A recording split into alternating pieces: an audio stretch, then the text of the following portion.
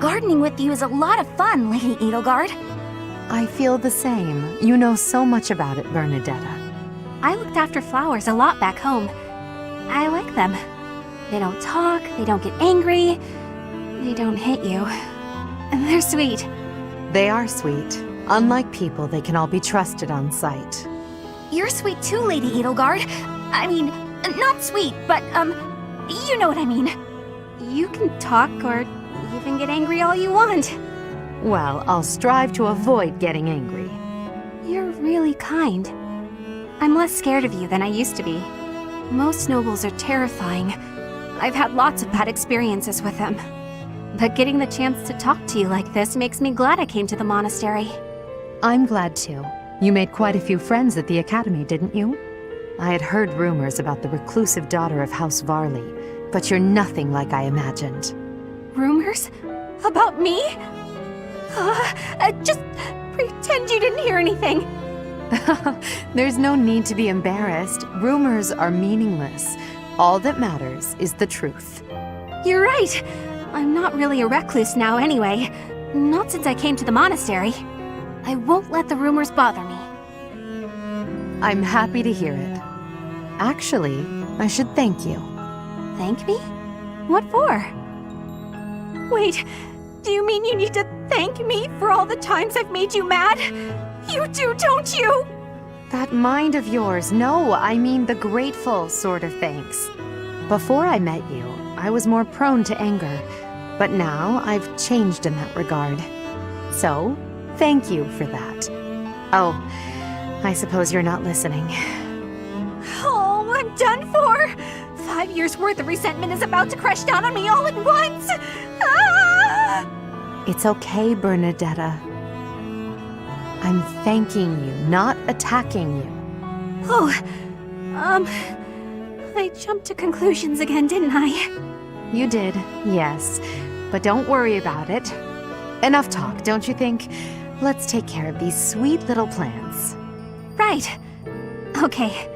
Thank you. Bernadetta, I hope you'll keep spending time with me. Of course I will. Hey, look! This flower's just about ready to bloom. So it is. I can't wait to see its true colors.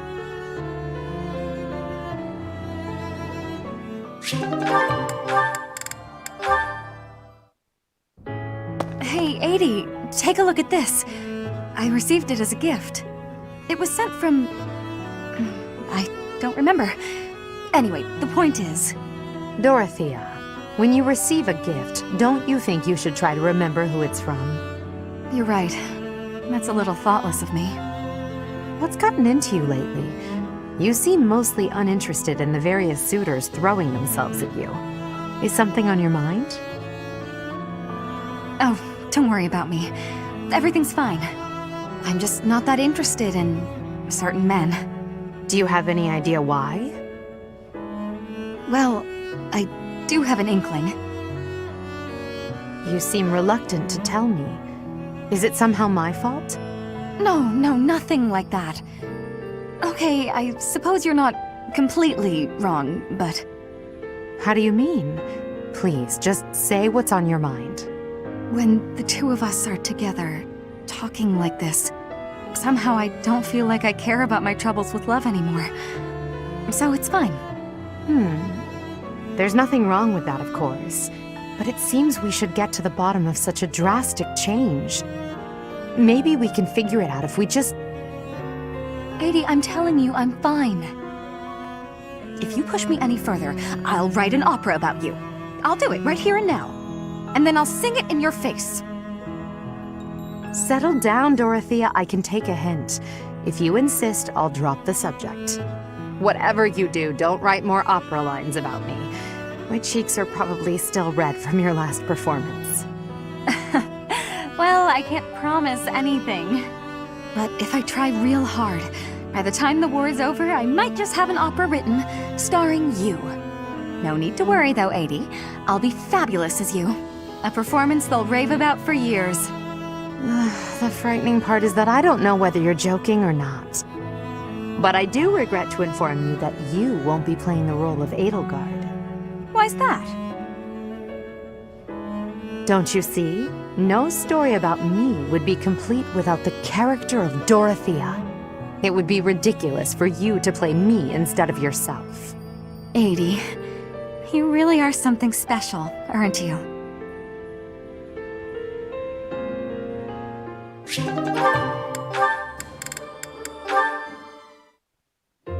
I have been watching you in secrecy, Edelgard.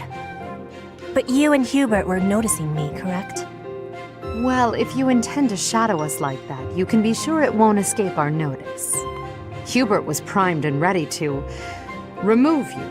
I ordered him to stand down. You have my thanks. I have been making a decision that I am wanting to learn from you. I was thinking it was enough to be shooting one bird with one arrow. But after speaking with you, I trained with hardness. Now I can be shooting 2 birds with 1 arrow. 2 pheasants? Are you implying that... Yes, a single arrow. That's astounding, Petra. It's perhaps a bit late to explain now, but what I was getting at earlier was actually... I am having a joke. You... come again?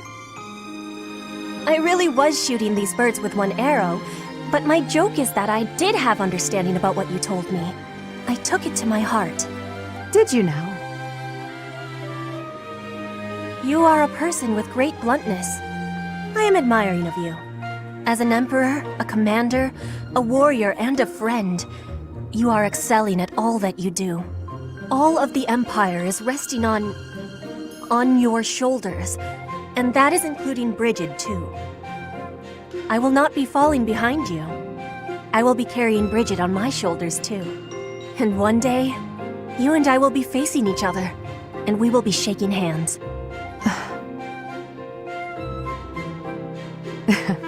Yes, that much is certain. I can see that you no longer need me to look out for you. You and I are much the same. We dutifully shoulder our burdens and stand tall no matter what. It would be foolish of me to deny it. Your words give me great joy.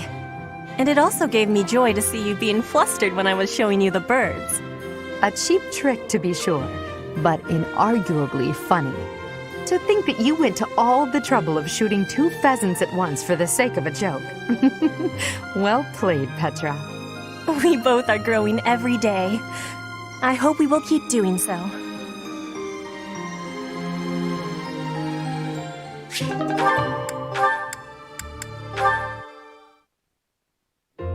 Edelgard, do you have a minute? You want to speak with me? How unusual. Please, come in. I'll prepare some tea for us. Have a seat. Would you care for some cake? Yes, please. I never say no to sweets. They're from Enbar. A bit too sweet for my own liking. Isn't that the whole point of cake? Well, more for me.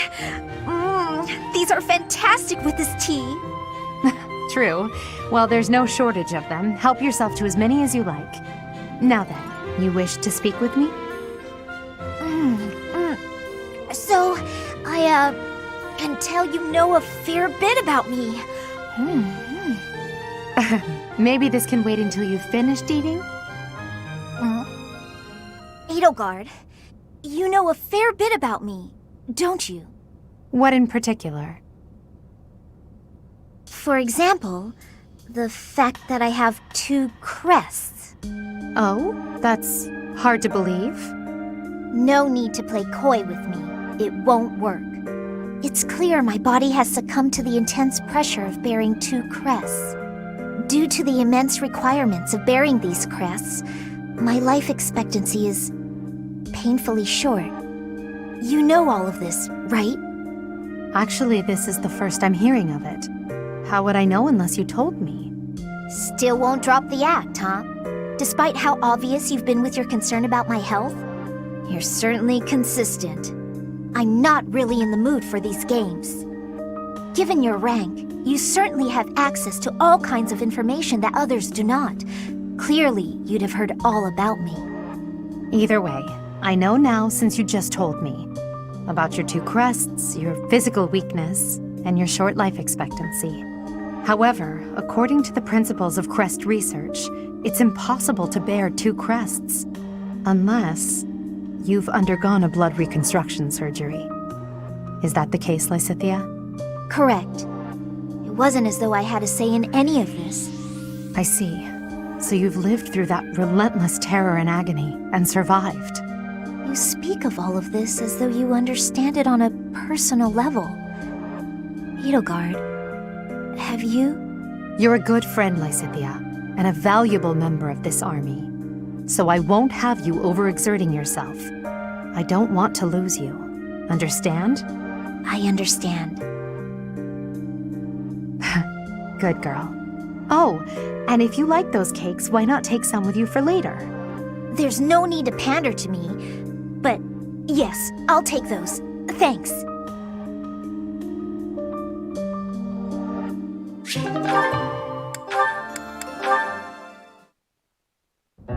Show them this letter. Threaten them. Do what you must. Now go. Yes, sir.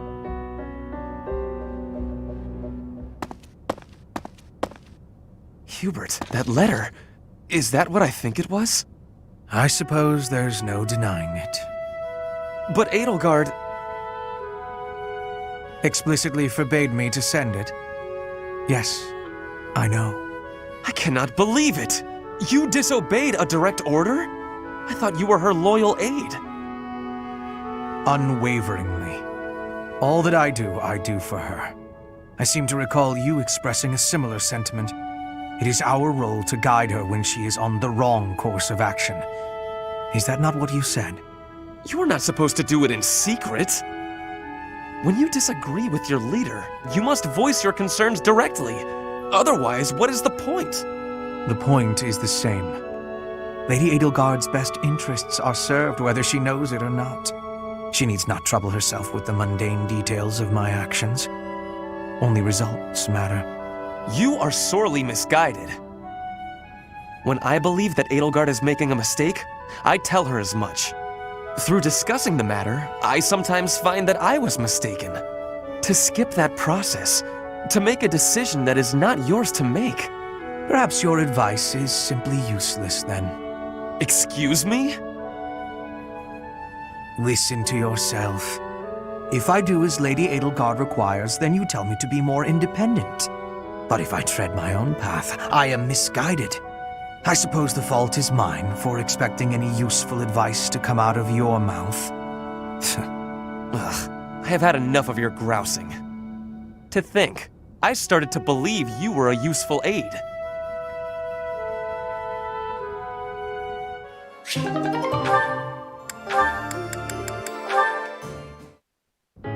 A summons from Bernadetta? How historic. I've got something to give you. Do you? What is it? A token of apology for all the rude stuff I've said. It's only right. I hope this will help you let go of all the grudges you're probably holding against me. There are no grudges, but very well. I'll accept it. You will? Great! Here you go. Some kind of embroidery. A flower. This is certainly lovely, but why give it to me?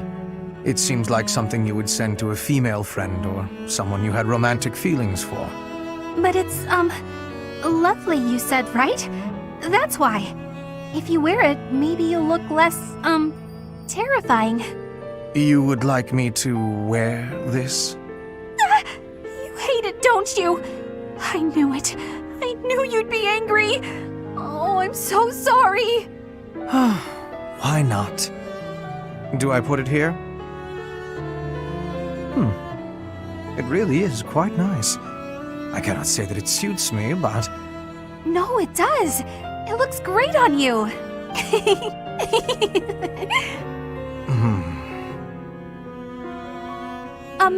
Sorry.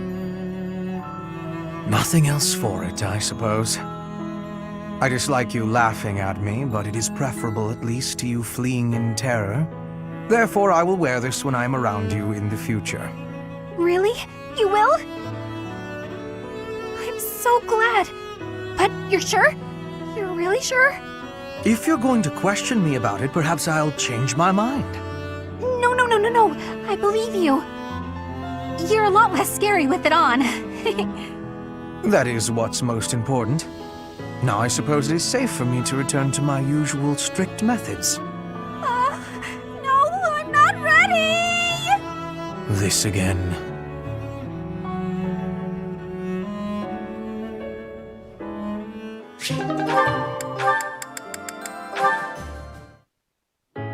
Hubie, I've been thinking. What's this all about now?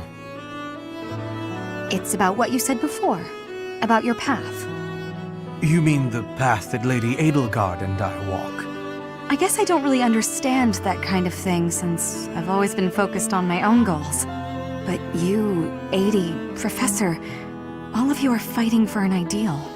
That's big. It touches everyone. Then there's me, with my hands full thinking of just myself. One person seems enough to me. Maybe you're right. Do you have something more to say, Dorothea? It is unlike you to seem so uncertain. I guess so. I'm sorry, Hubie. It's just, I've been thinking a lot lately about whether Adie might command you to marry me. What? Perhaps Adie might command you. No need to repeat it. I heard you quite clearly. Like I said, my hands are full thinking of just one person. But if you and I were devoted to one another, maybe we could strive for the future you believe in.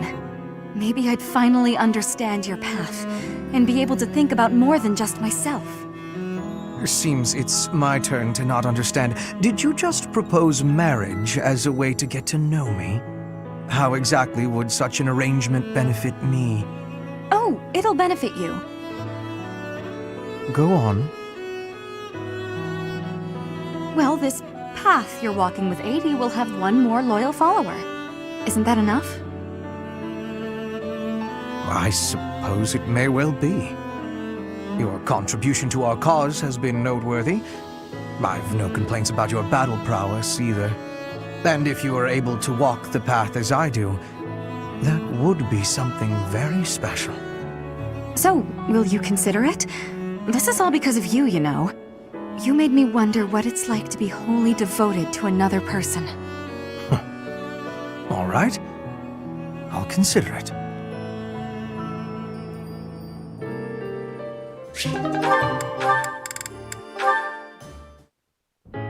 Hubert, I have a request to give you, if I may be doing that.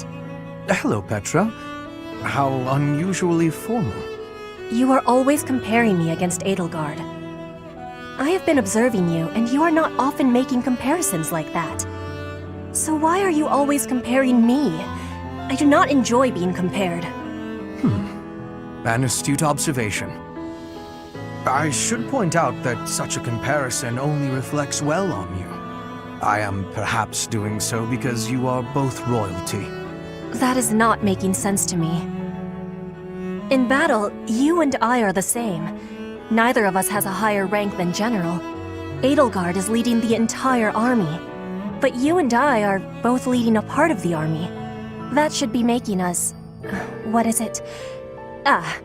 Comrades in arms. Comrades in arms, you say? When you are looking at me, you are thinking of me compared to Edelgard. But I want you to be looking at me as only myself. Do you have understanding? I do not want you seeing me as foreign royalty, but as your comrade in arms, who is working with you at your side. I understand you now. It seems I've done you a great disservice, Petra. Your friendship is important to me. I am sorry that I failed to make that clear. By comparing you to Lady Edelgard, I have treated you merely as one chasing after her shadow. I have done so even while believing that the Empire and Bridget would never go to war again. Do you really think you can stop comparing? I am knowing well that Edelgard takes a big place inside your heart. I do not fully understand it. But when I look at you, I simply cannot help but think of Her Majesty. Your past, full of hardship. your unwavering determination, your uncommon excellence. As such, I cannot promise never to compare you. But I will try my best to do so less often. For now, that will be okay. But I will not be giving up on this. And I want you knowing that one day, when you are comparing, you will be finding I have won the comparison. What an amusing thing to say. Lady Edelgard's face would contort most bitterly were she to hear it. Be marking my words, Hubert. One day, between the two of us, you will be choosing me.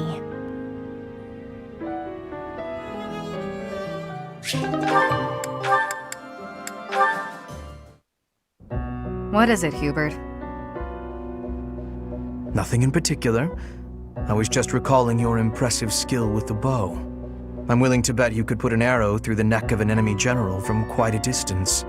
In fact, to any leader's bodyguard, I would go so far as to say you pose the most dangerous kind of threat. Don't worry your fragile little self.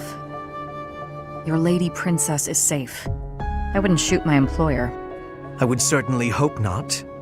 But there are some mercenaries to whom a contract means little. And you would do well to remember that Lady Edelgard is no mere princess.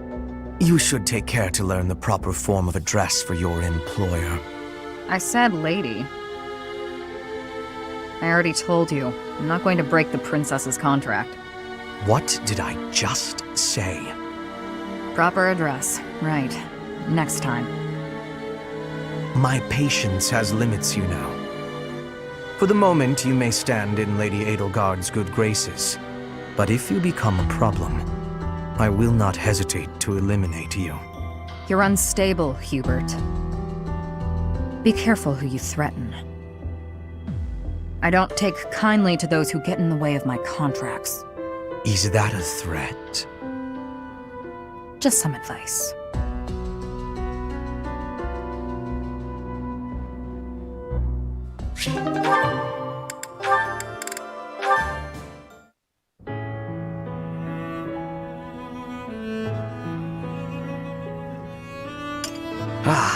Even with the fires of war raging all around us, tea never fails to soothe the soul.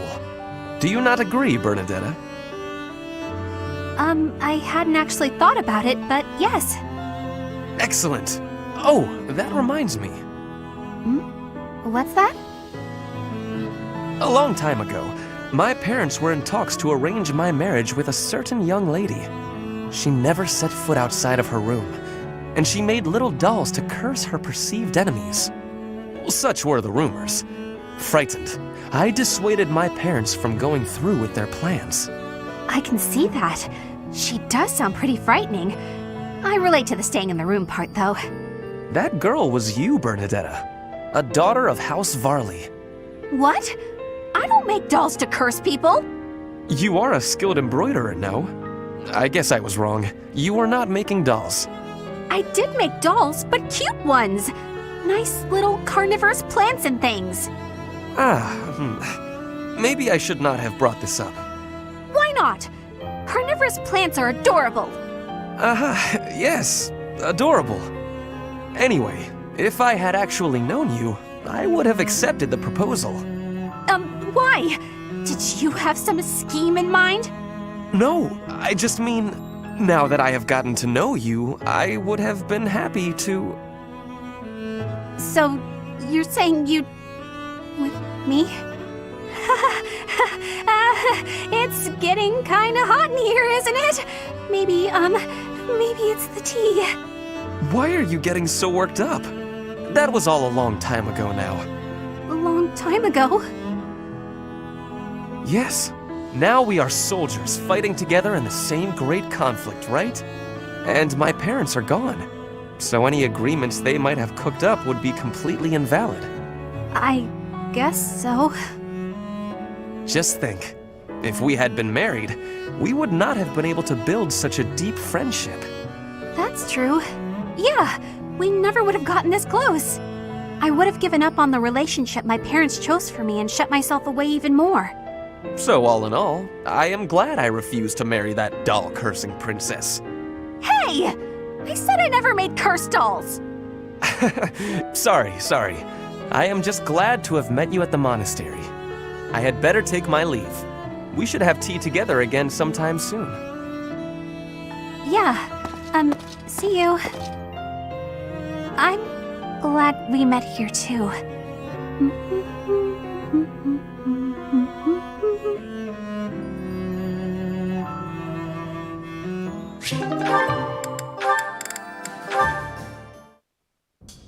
Ah, Dorothea. I am surprised to find you here. I did not think you were all that religious. There's a lot you don't know, Ferdy. But you're right. I'd hardly call myself devout. After all, it was thanks to the goddess and her noble regime that I suffered so much as a child. You must be quite brave to speak so coarsely in this hallowed place. But what do you mean? About suffering as a child? Do I really have to tell you? Oh, forget it. I'm sure you already know that I'm an orphan. I grew up in the alleys of Enbar, begging for coins, eating scraps, drinking from drains. I see. I remember seeing street children around the city. I could have died. Then the right person overheard me singing. And suddenly I was in the opera. I was a songstress. And my goodness, did the nobles like me. The people who used to spit on me and call me an urchin, they praised my voice and my beauty. A nobleman who once kicked me gave me the most gorgeous shoes. I almost asked if it was a joke. So that is why you despise the nobility. But why do you think I am the same as them? Do you really believe that is the kind of man I am? You think I would ever treat people differently based on appearances? There is nothing noble about that. Oh, really? You're something different? That's not how I remember things. It was the very day that I was discovered. I was in high spirits. Nothing was wrong in the world. I secretly bathed in one of the town's fountains, hoping to wash off some of the dirt from the streets. I sang the same song the opera composer overheard earlier that day. And that's when you appeared. Me? No, it could not have been. Don't play dumb. You glared at me, the same look I'd gotten from every other noble, then you ran off. When we met at the academy, you were a different person. All smiles and friendly words. You were like a bee, Ferdinand. A bee attracted to a flower in full bloom. So it was you then, singing that song. Dorothea, please listen. This is a misunderstanding. When I saw you, I could not take my eyes off you. I was hypnotized. Your beautiful voice, your elegant face, droplets of water on your skin that glittered in the sun. I thought you were a water nymph. Stop it, don't lie to me. No, it is true. I was only a child. The vision overwhelmed me. That is why I ran. I plucked up the courage to return, but no one was there. I thought perhaps it was a dream. Maybe I can believe you. I've wanted to, ever since the day you made me those treats. I thought then that maybe you weren't like the others, but there's a lot I have to let go of, Ferdy. Of course. I am glad we had this conversation. You know, I do not mind you thinking of me as a bee. Life as a simple drone, circling a queen. It actually sounds quite wonderful. Don't drones keep the queen safe from other bugs? I like the sound of that.